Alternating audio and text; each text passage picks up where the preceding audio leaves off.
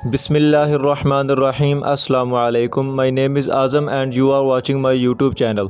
आज की न्यूज़ बड़ी इंटरेस्टिंग है मगर वीडियो अपलोड करने में थोड़ा लेट हो गया। लेट होने पे माजरत। वजह यह थी कि मैं हक़ाइक़ इकट्ठे कर रहा था ताकि आप तक एक्यूरेट और ऑथेंटिक इन्फॉर्मेशन पहुँचा सकूँ। जिस फॉरेन फंडिंग का नाम लेकर इमरान खान को कई सालों से डराया गया, आखिर उसका फैसला आ गया। और पंजाबी की एक कहावत है कि खोदिया पार निकलिया चूहा। आज इस फैसले में बिल्कुल ऐसा ही हुआ है, सिवाय एक शो काज नोटिस के और कुछ नहीं निकला इस फैसले से। अब मैं इस फैसले को डिटेल से बताऊंगा कि फॉरेन फंडिंग है क्या और इलेक्शन कमीशन ने फैसला क्या सुनाया। अब इस फैसले के तहत क्या इमरान खान की पार्टी को नाअहल किया जा सकता है, ये सारी बातें इसी वीडियो में डिस्कस करूंगा, मगर आपने वीडियो को एंड तक देखना है, कोई भी पार्ट स्किप नहीं करना। सबसे पहली बात, ये ममनुआ फंडिंग केस है, फॉरेन फंडिंग केस नहीं है। और इन दोनों के दरमियान डिफरेंस क्या है मैंने पिछली वीडियो में बड़ी डिटेल के साथ बताया है, मगर यहाँ मैं फिर आपको मुख्तसर अल्फाज में बता देता हूँ कि फॉरेन फंडिंग वो होती है जिसमें आप बाहर की किसी कंपनी या तंजीम से पैसा लें और इस पैसे को या इस फंडिंग को इस्तेमाल करते हुए आप पाकिस्तान में इंतशार पैदा करें जिससे मुल्क और रियासत को नुकसान पहुंचे, तो वो फंडिंग फॉरेन फंडिंग कहलाएगी। अब ममनुआ फंडिंग क्या होती है? ममनुआ फंडिंग वो होती है कि जो आपको फंडिंग बैरून मुल्क से हुई है वो एक मुनज़्ज़म तरीके से नहीं हुई, या फिर जो फंडिंग हुई है वो पाकिस्तान के कानून के मुताबिक नहीं हुई, लिहाजा इस फंडिंग को ममनुआ फंडिंग कहते हैं। मगर आप इसको फॉरेन फंडिंग नहीं कह सकते क्योंकि ये फंडिंग पाकिस्तानी अवाम और रियासत के खिलाफ इस्तेमाल नहीं हुई, लिहाजा अब फॉरेन फंडिंग वाला चैप्टर तो हुआ क्लोज। अब बात करते हैं ममनुआ फंडिंग पे। इलेक्शन कमीशन के 2002 के एक्ट के मुताबिक आप उस कंपनी से फंडिंग नहीं ले सकते जो कंपनी पाकिस्तान में भी काम करती है और बैरून मुल्क में भी काम करती है, क्योंकि यह पॉसिबल है कि जब आप इक़्तिदार में आएंगे तो उन कंपनीज को फायदा पहुंचाएंगे, लिहाजा इन कंपनी से फंडिंग लेना जायज नहीं। लेकिन अगर किसी पाकिस्तानी ने बाहर कंपनी बनाई है जिसको आप फॉरेन कंपनी कह सकते हैं, अगर वो कंपनी आपको फंड देती है तो इस बारे में कानून खामोश है। तो इस तरह की फंडिंग ना फॉरेन फंडिंग के जुमरे में आती है और ना ममनुआ फंडिंग के जुमरे में आती है। असल में जब आप मैदान में किसी शख्स का मुकाबला ना कर सके तो फिर चोर दरवाजे से अटैक करने की कोशिश की जाती है और तकनीकी बुनियादों पर आपका रास्ता रोका जाता है ताकि किसी न किसी तरह से डिजायर रिजल्ट हासिल किए जा सके, मगर ये सारे हरबे अब तक नाकाम हुए हैं। असल में जो पीडीएम जमात है जिसमें पाकिस्तान की 1 दर्जन से ज्यादा पॉलिटिकल पार्टीज मौजूद हैं, वो सब की सब इमरान खान को नाअहल करवाना चाहती हैं। और सिर्फ सियासतदान ही नहीं बल्कि पाकिस्तान में मौजूद ताकतवर हल्के और इंटरनेशनल इस्टेब्लिशमेंट भी उसी एक शख्स के खिलाफ है और वो चाहते हैं कि किसी न किसी तरीके से इमरान खान को इस खेल से आउट किया जाए, मगर वो इसको इम्प्लीमेंट नहीं कर पा रहे। अब जो इलेक्शन कमीशन ने इमरान खान के खिलाफ फैसला सुनाया है वो 68 सफ़ात पर मुश्तमिल है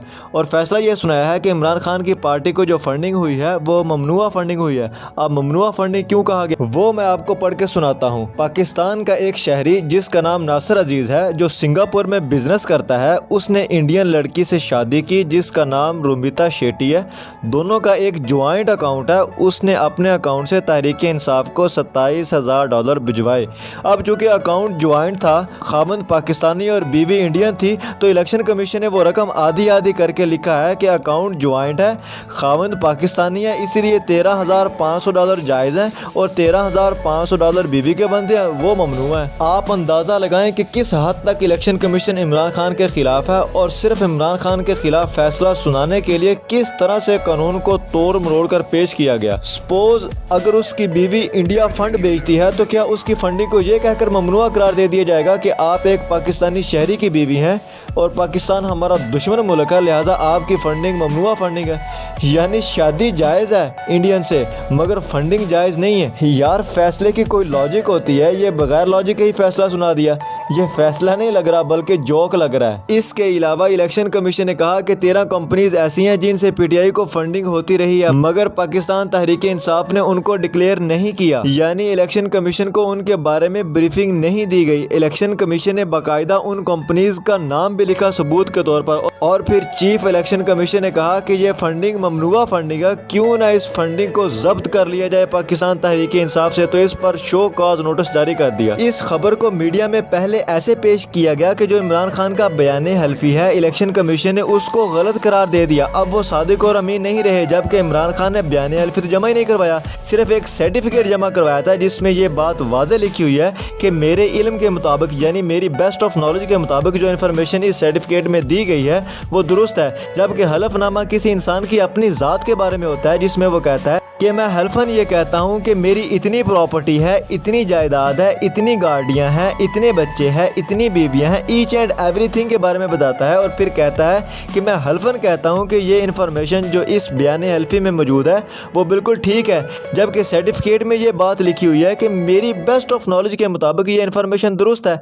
अब देखें कि किस तरह से हकीकत से नजरें चुराकर एक गलत बयानिया बनाया जा रहा है और एक तासुर पैदा किया जा रहा है कि इमरान खान अब सादिक और अमीन नहीं रहे, लिहाजा अब इनके खिलाफ आर्टिकल 62-63 के तहत कानूनी कार्रवाई की जाएगी और इनको नाअहल करार दिया जाएगा, जैसे नवाज शरीफ को नाअहल किया गया। अब नवाज शरीफ को नाअहल क्यों किया गया था? नवाज शरीफ ने जो बयान हल्फी जमा करवाया था उसमें जो इन्फॉर्मेशन थी वो गलत थी और वो बयान हल्फी जो उन्होंने हलफ लेकर जमा करवाया था, इसलिए अदालत ने फैसला सुनाया है कि आपने हलफ लेकर गलत इन्फॉर्मेशन प्रोवाइड किया, लिहाजा आपको आर्टिकल 62-63 के तहत नाअहल किया जाता है। जबकि इमरान खान के सर्टिफिकेट में ये बात बिल्कुल नहीं लिखी हुई कि मैं हल्फन कहता हूँ कि इस सर्टिफिकेट में जो इन्फॉर्मेशन मौजूद है वो बिल्कुल ठीक है, बल्कि इस सर्टिफिकेट में ये लिखा हुआ है कि मेरी बेस्ट ऑफ नॉलेज के मुताबिक जो इन्फॉर्मेशन इसमें मौजूद है वो दुरुस्त है। अब समझिए कि ये प्रोपेगेंडा क्यों किया जा रहा है। असल में ये ख्वाब देख रहे हैं कि किसी न किसी तरह से इमरान खान को नाअहल करवाया जाए और इनकी पार्टी को बैन किया जाए और इनको जेल में डाला जाए, मगर इस इम्पोर्टेड सरकार को ये नहीं पता